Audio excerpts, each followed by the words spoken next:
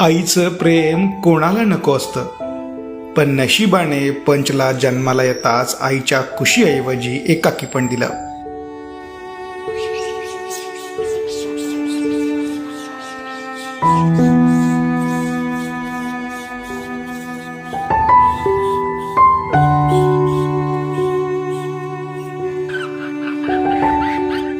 जपानच्या प्राणी संग्रहालयातील हा व्हिडिओ पाहून आज जग हळहळतंय.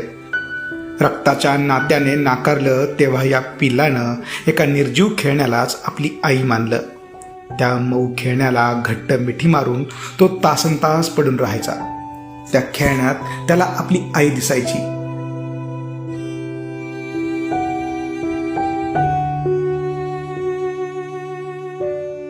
मायेच्या एका स्पर्शासाठी आसुसलेल्या त्या चिमुकल्या डोळ्यातील वेदना कोणत्याही पाषाण हृदयी माणसाला रडवतील अशाच होत्या.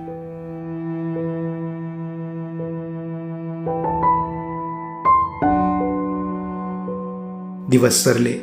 खेळण्यासोबतचे त्याचे फोटो व्हायरल झाले.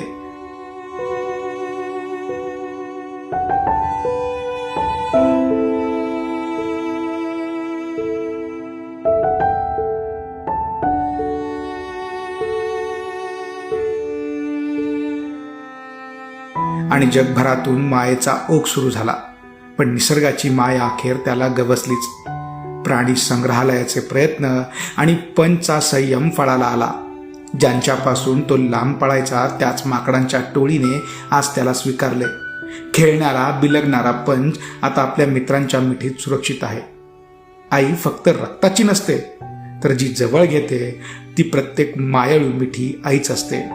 हेच या पंचने जगाला शिकवलं.